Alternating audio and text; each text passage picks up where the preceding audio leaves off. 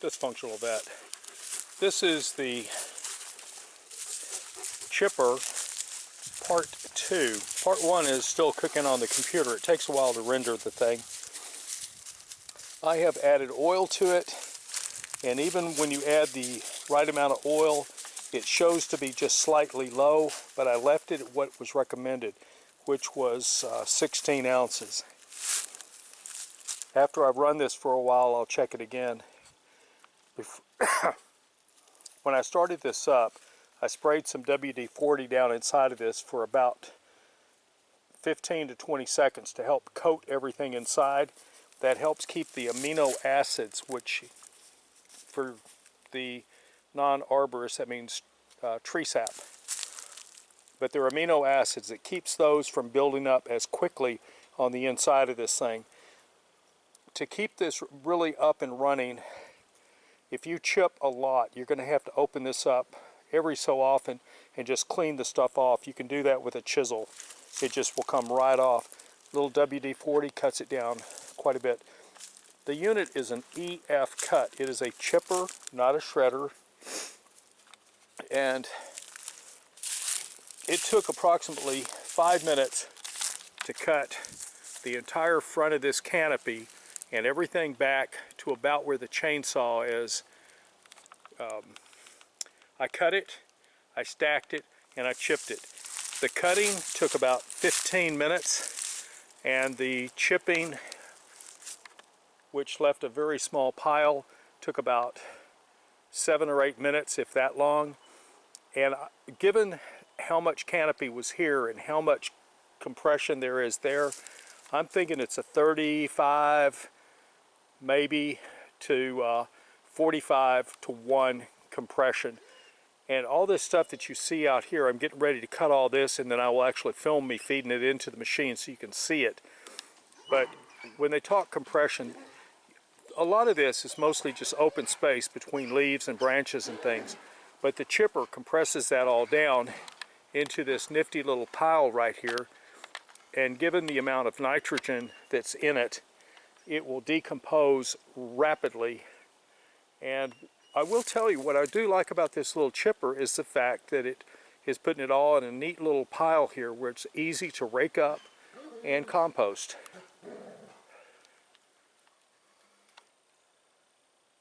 Of course, my dogs quit playing when I try to film them. So let me cut some of this stuff out, and I will talk to you. I'll film it, and then I'll give you the last evaluation of the chipper, and we will call this quits. Oh, there they go.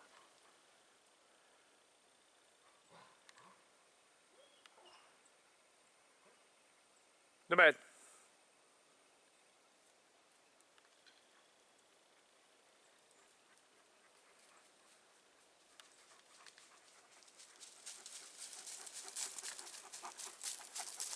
Here they come. He's been rolling in cow manure, and he stinks something horrible. You can see it all over him. Being white like that, it's easy to tell he's been in it. But if you can't see it because he's a dark colored dog like this one, you can certainly smell it. As soon as the chainsaw starts, I'm going to start cutting this stuff away, and be aware of the fact I'm speeding this up a whole lot. I am very fast with the chainsaw. If you are not experienced with a chainsaw, take your time. A chainsaw and a shark are only different by the fact that a shark is in salt water. So I'm about to start it up, start cutting, and you can watch what I'm doing.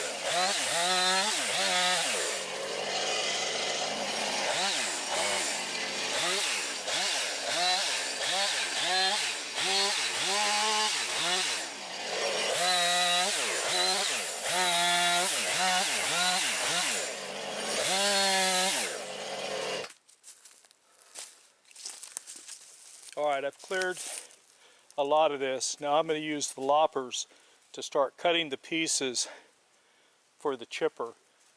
Keep in mind, if you have a Y that's real wide like this, I'll cut this piece on this side so as it feeds in, it lays down, it goes into the chipper.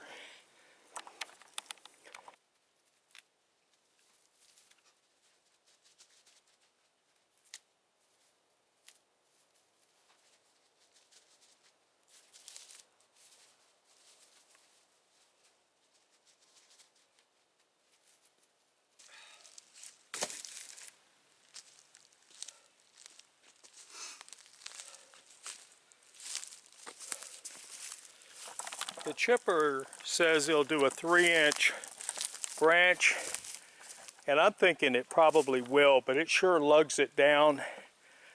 I don't put anything much over about a 2-inch into it. You're going to watch it lug as I run the thing. So let's fire it off, and you can see how it feeds. You can see how much of the canopy has disappeared just in this short brief moment. While it's warming up, it needs to run for about 3 minutes, 4 minutes before you put anything into it. I'm going to go ahead and cut a few more of these branches, get them ready to go. You won't be able to hear this once I start it.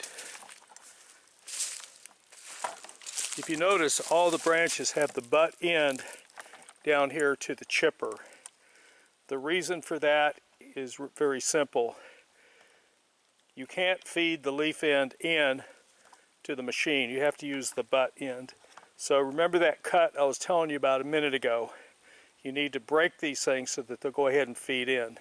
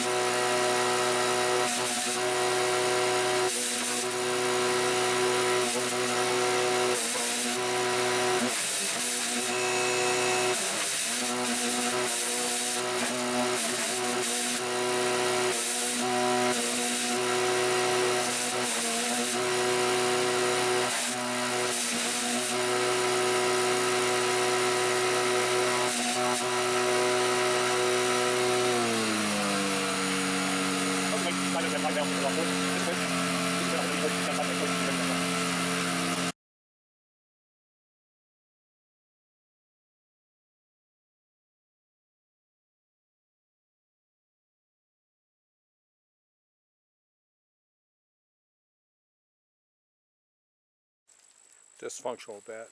Final thoughts on this EFCUT chipper.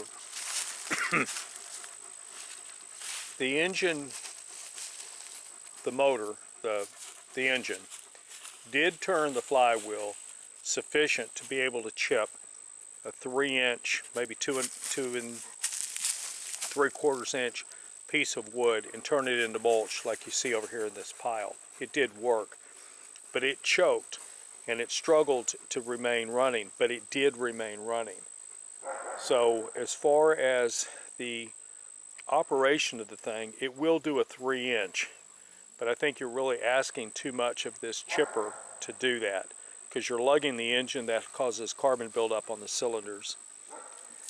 The other observation that I have on this and I pointed this out earlier, if a piece is very straight, it's going to feed much better into the machine.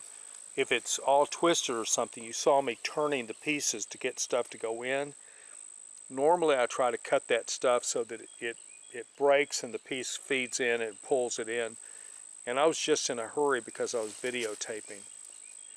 But if you look at this right here, all this area right in through here, had I tried to burn that, I would be looking at about 2 weeks of 8 hours to 10 hours a day of burning. Over here, my dogs are playing. You can kind of ignore it.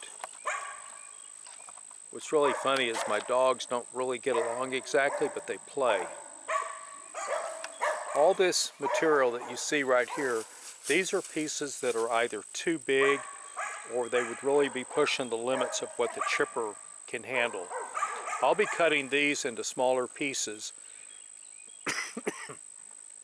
loading them up and putting them into a spot where I compost larger pieces, like what you see right there, these big pieces.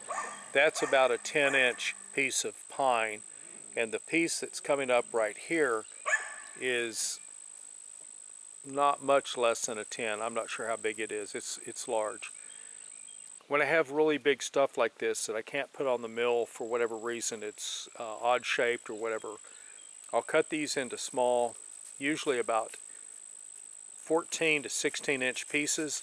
Sometimes I split them, sometimes I don't, but I take them out and I dump them in a spot where they compost and everything goes back to nature. Wherever possible, I try to compost, although I won't lie to you, I have occasionally burned stuff. With that said, I hope all of you will continue your support watching my videos. In the very short future, I'm going to be doing some videos on mapping. I do have 100 copies of a book that I have written on how to map property, and so stay tuned for that. Dysfunctional Vet, out.